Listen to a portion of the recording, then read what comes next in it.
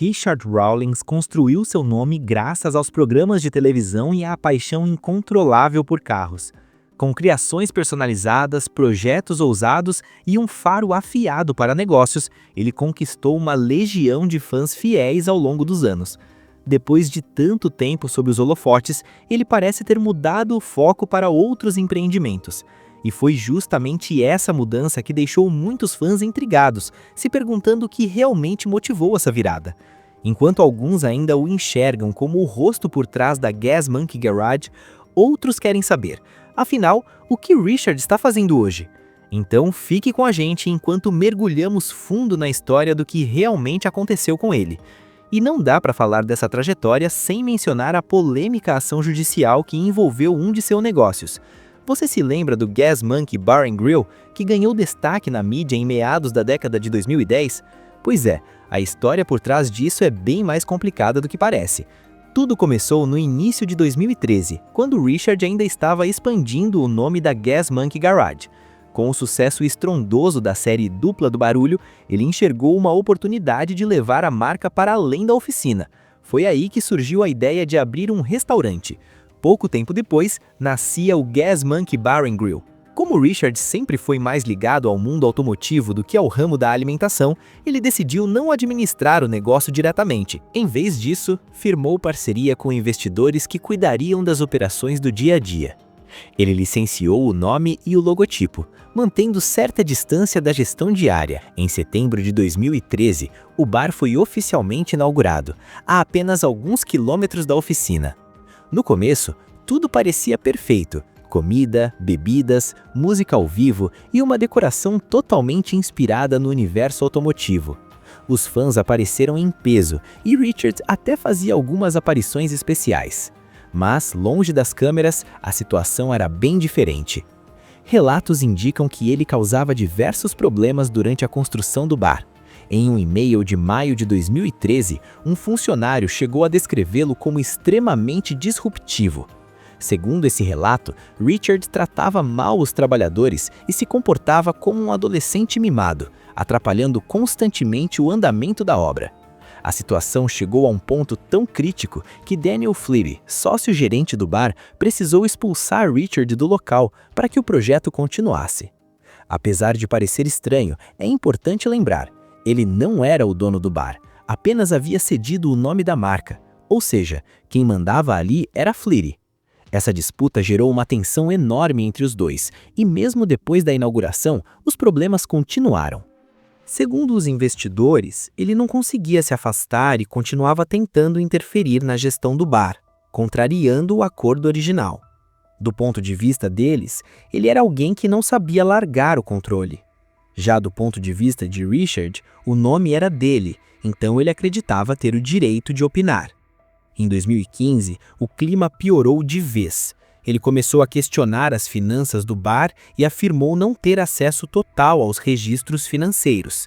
Em um e-mail, exigiu mais transparência. O gerente respondeu dizendo que os livros estavam disponíveis para auditoria a qualquer momento. Mesmo assim, Richard insinuou que talvez nem existissem registros confiáveis, deixando claro que não confiava mais na administração. Em julho de 2016, Fleet o confrontou diretamente por e-mail, acusando-o de fazer alegações graves. Richard acabou se desculpando. Quando parecia que tudo tinha se resolvido, veio mais uma reviravolta. Em 2016, ele tentou comprar todo o negócio, mas o acordo fracassou porque ele não conseguiu levantar o valor total. Com isso, os investidores mantiveram o controle e Richard ficou de fora. Em 2017, surgiu um comprador interessado em adquirir tanto o Gas Monkey Bar and Grill quanto o Gas Monkey Live. O negócio parecia promissor, mas segundo o processo, ele interferiu na venda de última hora, o que enfureceu os investidores. Eles acreditavam que Richard agiu por despeito, já que não havia conseguido comprar o negócio. Em 14 de junho de 2018, o bar e Daniel Fleet entraram com uma ação de 6 milhões de dólares contra Richard, alegando prejuízos financeiros, danos à reputação e quebra de contrato. Richard, por meio de seu advogado, rebateu as acusações e afirmou que tudo não passava de uma tentativa de continuar usando o nome Gas Monkey. Em 2019, ele entrou com um processo, alegando o uso indevido de sua marca registrada. Segundo Richard, a licença já havia sido cancelada em 2018, mas os investidores continuaram usando o nome e promovendo produtos sem autorização, incluindo até uma marca de uísque. Ele também criticou eventos que, segundo ele, iam contra a imagem familiar da marca. Além disso, afirmou que o bar devia valores referentes a royalties não pagos. Por isso, entrou com um processo de US$ 1 milhão. No fim das contas, em agosto de 2019, as duas partes chegaram a um acordo e retiraram as ações. Os detalhes nunca foram revelados, mas uma coisa ficou clara: o Gas Monkey Live foi obrigado a parar de usar o nome Gas Monkey. Em 2021, ele passou a se chamar Amplified, encerrando definitivamente qualquer ligação com Richard. Enquanto isso, Richard fechou o Gas Monkey Live em 2020 e anos depois abriu novos negócios. Mas deixando os tribunais de lado, é impossível negar: Dupla do Barulho foi um dos programas automotivos mais populares da TV. Muito disso se deve à química entre Richard e Aaron Kaufman. Richard era o empresário barulhento e cheio de energia, enquanto Aaron era o gênio silencioso, responsável por transformar sucata em máquinas incríveis. Quando Aaron deixou o programa em 2017, os fãs ficaram em choque. Surgiram dúvidas, rumores de briga e questionamentos sobre o que realmente aconteceu. A verdade é que, nos bastidores, a pressão era enorme. Prazos curtos, orçamentos apertados e a necessidade constante de entregar episódios de sucesso. Aaron, que sempre valorizou qualidade e criatividade, começou a se sentir frustrado. Ele afirmou que os carros estavam ficando simples demais e não representavam mais um desafio. Queria projetos maiores, mais complexos, mas o formato do programa não permitia isso. Além disso, havia tensões pessoais e profissionais dentro da oficina. Mesmo sem citar nomes, ficou claro que o ambiente já não era o mesmo. Richard mais tarde admitiu que o clima estava pesado. E existe ainda um episódio pouco comentado: a corrida de arrancada de 2016 contra o pessoal do Roadkill. As regras eram claras: usar apenas peças de ferro velho. Aaron queria seguir tudo à risca, mas Richard decidiu ignorar as regras. O resultado? Enquanto o time adversário respeitou o combinado, a Gas Monkey apareceu com um carro muito mais potente. A corrida foi totalmente desigual, e esse episódio acabou sendo a gota d'água para Aaron. No fim das contas, essa história mostra que por trás do sucesso existem conflitos, decisões difíceis e consequências que mudam tudo. E você, o que acha que realmente levou a essa separação? O Dodge Dart 1967 da Gas Monkey venceu com facilidade o clone do Roadrunner 1968 do Roadkill. Mas em vez de aplausos e comemoração, o que se viu foi um público revoltado. Muitos fãs se sentiram enganados e passaram a acreditar que a corrida não tinha sido justa. Aaron ficou profundamente abalado com tudo aquilo. Mesmo tendo construído o carro sob forte pressão, ele acabou se culpando por não ter defendido melhor sua posição. Depois desse episódio, começou a se afastar da oficina e passou a focar em projetos pessoais, completamente fora do programa. Alguns meses após o incidente, os fãs perceberam que novos episódios da série estavam demorando cada vez mais para ir ao ar. A audiência também começou a cair, com relatórios mostrando queda significativa em algumas regiões. Na mesma época, Richard lançou outro programa chamado Dupla do Barulho ao Resgate, o que levou muita gente a acreditar que Aaron estava saindo de vez. Então, em 21 de dezembro de 2016, a Gas Monkey Garage confirmou oficialmente a saída de Aaron em uma publicação em seu site. Até Richard pareceu surpreso no teaser do episódio. Nesse vídeo, Aaron disse uma frase que não deixou dúvidas: "Minhas férias da oficina vão ser permanentes." Era o fim de uma era e o começo de um novo capítulo.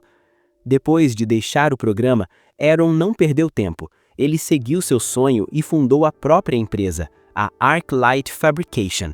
A oficina passou a se especializar em caminhonetes Ford, uma de suas grandes paixões.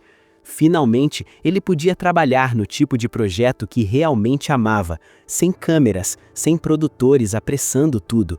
Apesar da tristeza dos fãs, muitos ficaram felizes em apoiar essa nova fase. Os admiradores de Aaron sempre reconheceram sua habilidade e honestidade, então o apoio veio naturalmente. Mais tarde, ele voltou à TV com seu próprio programa, Shifting Gears, onde tinha controle total sobre os projetos. Mesmo não durando tanto quanto a série, o programa deu a ele a liberdade que sempre buscou. Enquanto isso, Richard também passou a chamar atenção por decisões pessoais fora da TV. Em 2019, sua vida virou assunto público após um divórcio complicado de sua segunda esposa, Susan Rollins. Richard e Susan se casaram pela primeira vez em 1999, quando ele ainda estava construindo sua carreira. Susan esteve ao lado dele nos momentos difíceis, enquanto Richard trabalhava incansavelmente para transformar a famosa oficina em um nome conhecido. Mas a pressão da fama e dos negócios acabou cobrando seu preço. Em 2009, após 10 anos juntos, eles se divorciaram pela primeira vez. Surpreendentemente, essa não foi a última página da história. Em 2015, eles se casaram novamente e Richard anunciou a novidade nas redes sociais. Por um tempo, tudo parecia bem. Susan aparecia em eventos públicos e em publicações online ao lado dele, mas não durou. Em março de 2019, Richard entrou novamente com o pedido de divórcio, e dessa vez foi definitivo. O casal não teve filhos juntos, o que simplificou o processo. Já Richard seguiu fazendo o que sempre soube fazer: criar negócios. Um de seus projetos mais recentes é o Gas Monkey Ice House, que vem dando o que falar em Colony, no Texas. O local foi inaugurado oficialmente em maio de 2025 e foi pensado como um espaço para relaxar, se divertir e celebrar a cultura automotiva que tornou Richard famoso. O Ice House é enorme. O prédio tem cerca de 1.200 metros quadrados, além de um pátio externo de mais 277 metros quadrados.